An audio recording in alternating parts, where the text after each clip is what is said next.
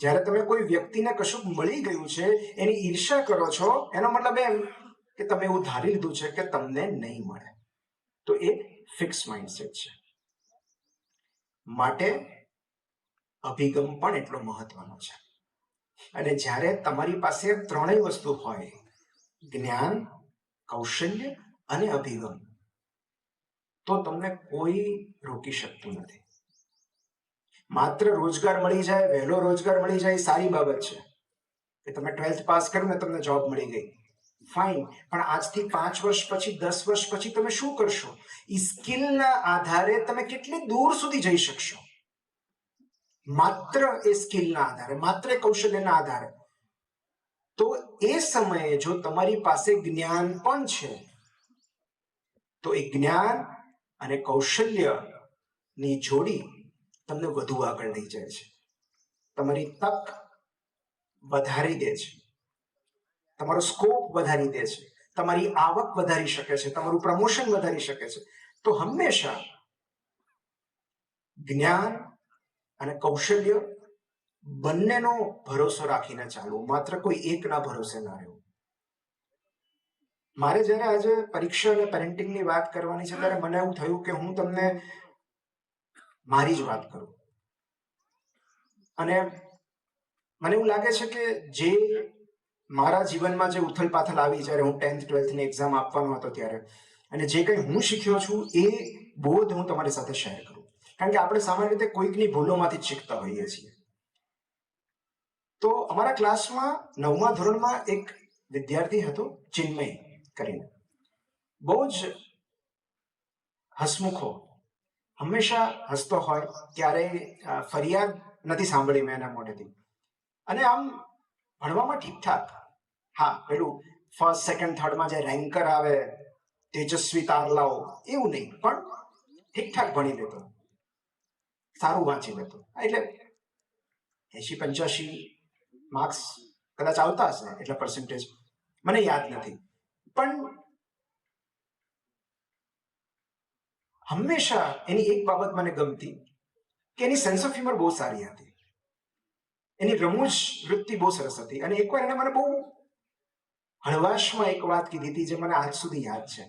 કારણ કે ત્યારે હું અમારા ક્લાસમાં પહેલો નંબર આવતો મારો, ક્યારેક વર્ગમાં પણ પહેલો આવતો, ક્યારેક ધોરણમાં પણ પહેલો આવતો. તો ત્યારે મને ચિન્મય એક વાત કીધી હતી કે મારા જેવા વિદ્યાર્થીઓના કારણે તારું મહત્વ છે, જે મને ત્યારે નહોતી સમજાય.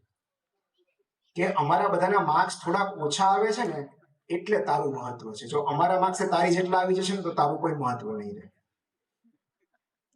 અને કેટલી સાચી વાત છે કે હું સ્પેશિયલ ત્યારે એટલા માટે હતો, હું ત્યારની વાત કરું છું, અત્યારે નથી કરતો.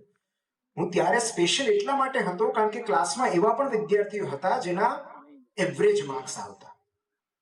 હું માર્ક્સ એવરેજ આવતા એમ કહું છું, વિદ્યાર્થી એવરેજ હતો એવું નથી કહેતો. તો જેના એવરેજ માર્ક્સ આવતા.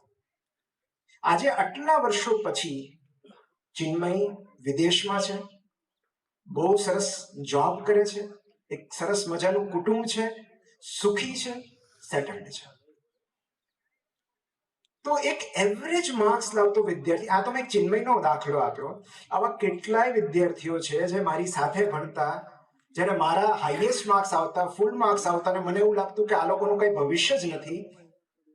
એમાંના કેટલાક આજે જીવનમાં ઘણા આગળ છે મારા કરતા, ખાસ કરીને બેક બેન્ચર્સ. અને મોટે ભાગે છેલ્લે બાંકડે જે બેસતા હોય ને એ જ જીવનમાં પહેલા આવતા હોય છે, કારણ કે એમને ડર નથી હોતો. એ લોકો ડરીને નથી જીવતા, એમને નિષ્ફળતાનો ડર નથી સતાવતો. તો આવા તો કેટલા બધા બેચમેટ્સ મળે છે જેને મેં રાઇટ ઓફ કરી નાખેલા. મને એમ થતું હતું કે આના મેથ્સમાં 100માંથી 40 માંડ આવે છે, આ જીવનમાં શું કરશે? અને એમને જીવનમાં એટલી સફળતા મેળવી હોય છે, એટલી પ્રગતિ કરી હોય છે, ત્યારે મને એક વાત તો ખાતરી થઈ જાય છે કે આ નિશાળના માર્ક્સ અને જીવનની પરીક્ષા બંને અલગ બાબતો છે. જીવનમાં જે કંઈ પણ પૂછાય છે બધું અભ્યાસક્રમ બહારનું હોય છે, અને રેન્કરને કોર્સની બહારનું કશું આવડતું નથી હોતું. તો એ બધા જીવનની પરીક્ષા માટે તૈયાર થતા હતા. તો ચિન્મય કોઈ મેડિકલ કોલેજમાં નથી ગયો, ચિન્મય ડોક્ટર નથી, એની પાસે કોઈ MBBS ડિગ્રી નથી, તેમ છતાં એ સેટલડ છે. અને આવા કેટલા બધા વિદ્યાર્થીઓ મારા ક્લાસના, મારા બેચમેટ્સ કે જેઓ ડોક્ટર નથી, તેમ છતાં સફળ છે, સુખી છે, સમૃદ્ધ છે. કારણ કે કોઈ એક અભ્યાસક્રમમાં પ્રવેશ મળી જવાથી કે ડિગ્રી મળી જવાથી સુખ કે સફળતાની ચાવી નથી મળતી. હા, થોડા વિકલ્પો ખુલે છે. જેમ જેમ તમે ભણતા જાઓ છો, જેમ જેમ તમે શિક્ષણ લેતા જાઓ છો, જેમ જેમ પરીક્ષાઓ આપતા જાઓ છો, એમ તમારા વિકલ્પો ખુલતા જાય છે.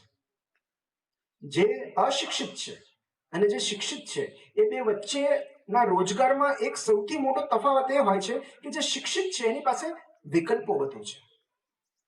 એવી જ રીતે જેની પાસે ડિગ્રી વધુ છે, માર્ક્સ વધુ છે, એની પાસે વિકલ્પો વધારે હોય છે. તો વિકલ્પો મેળવવા માટે પણ ઉચ્ચ શિક્ષણ મેળવવું જરૂરી છે. પણ ડિગ્રીને રોજગારમાં રૂપાંતરિત કરવામાં પણ ઘણા વર્ષો લાગે છે, ઘણો સંઘર્ષ કરવો પડે છે, ઘણી ધીરજ રાખવી પડે છે. મને MBBSમાં એડમિશન મળ્યું ત્યારથી મારી આવક શરૂ થઈ એ બે વચ્ચે લગભગ 12 થી 13 વર્ષનો ગાળો હતો. અને આ 12 વર્ષમાં ખૂબ બધી ધીરજ જોઈએ, ખૂબ સંઘર્ષ જોઈએ, ખૂબ મહેનત જોઈએ. તો ડિગ્રી એ કોઈ વાતનું પગથિયું નથી, કોઈ ચાવી નથી, કોઈ સિક્રેટ વેપન નથી કે તમને ડિગ્રી મળી ગઈ એટલે જીવન સુખી થઈ ગયું, સફળ થઈ ગયું. પણ તમારો સંઘર્ષ તમે જાતે નક્કી કરી શકો. આ વાલીઓ, એક જે રીતે ચાઇલ્ડ સાયકોલોજી હોય ને એ રીતે પેરેન્ટ સાયકોલોજી હોય. જ્યારે માતા પિતા એના સંતાનને ભણવા માટે આગ્રહ કરે છે, દબાણ કરે છે, કોઈ નોકરી કરવા માટે, ત્યારે એવું નથી હોતું કે એ લોકો સંતાનના દુશ્મનો હોય છે કે એમના વિરોધી હોય છે. પણ બેઝિકલી તેઓ પોતાની નિષ્ફળતા, નિરાશા અને સંઘર્ષોમાંથી નીકળી નથી શકતા. કોઈ સંતાન, કોઈ મા બાપ કોઈ સંતાનના દુશ્મન નથી હોતા. બસ તેઓ એવું ઈચ્છે છે કે પોતાનું સંતાન દુઃખી ન થાય. તેઓ એમને દુઃખી જોવા નથી માંગતા, ગરીબ જોવા નથી માંગતા. અને માટે તેઓ કોઈક આગ્રહ કરતા હોય છે કે જે મારા પર વીત્યું, જે સંઘર્ષો મારે વેઠવા પડ્યા એ બેટા તારે વેઠવા ના પડે. પણ આપણે કોઈના સંઘર્ષો ટાળી નથી શકતા. તો શિક્ષણ પ્રાપ્ત કરવાથી, પરીક્ષાઓ આપવાથી, ઉચ્ચ શિક્ષણ કે ઉચ્ચ અભ્યાસક્રમમાં જવાથી સંઘર્ષો ઓછા નથી થવાના, બસ સંઘર્ષોનો પ્રકાર બદલાય છે. તો આપણે કેવા પ્રકારનો સંઘર્ષ કરવો છે એ આપણે નક્કી કરવાનું છે. સંઘર્ષો કેવા પ્રકારના હોય છે એની વાત મારે તમને કરવી છે. કે જેમ મેં હમણાં ચિન્મયની વાત કરી, તો મને મારી યાદશક્તિ અને એકાગ્રતા સારા હતા. ઈશ્વરની કૃપા હતી કે મને યાદ રહી જતું, હું એકાગ્રતાથી વાંચી શકતો, મને ભણવાનું ગમતું, શિક્ષકોના પ્રિય રહેવું ગમતું, શિક્ષકો પાસે ખાસ સમજવા જવું ગમતું. તો મને ભણવામાં, અભ્યાસમાં ક્યારેય એવી તકલીફ 10મા ધોરણ સુધી નથી પડી. 10મા ધોરણમાં બહુ સારા માર્ક્સ આવ્યા ને ત્યારે હું લગભગ જીવનને જે રીતે આપણે મૂલવવું જોઈએ, જે રીતે જેનો જીવનનો રસ નિચોડવો જોઈએ, એ રીતે હું પણ બધું જ કરતો. ઇત્તર વાંચન કરતો, કવિતાઓ વાંચતો, પાઠ વાંચતો, પુસ્તકો વાંચતો, બીજા બધા પાઠ્યપુસ્તક સિવાયના, ક્રિકેટ રમતો, મેચ જોતો. તો ત્યારે ક્યારેય ભણવાનો ભાર નથી લાગ્યો. 10મા ધોરણ સુધી બહુ રમતા રમતા, હસતા હસતા મેં પરીક્ષાઓ આપી.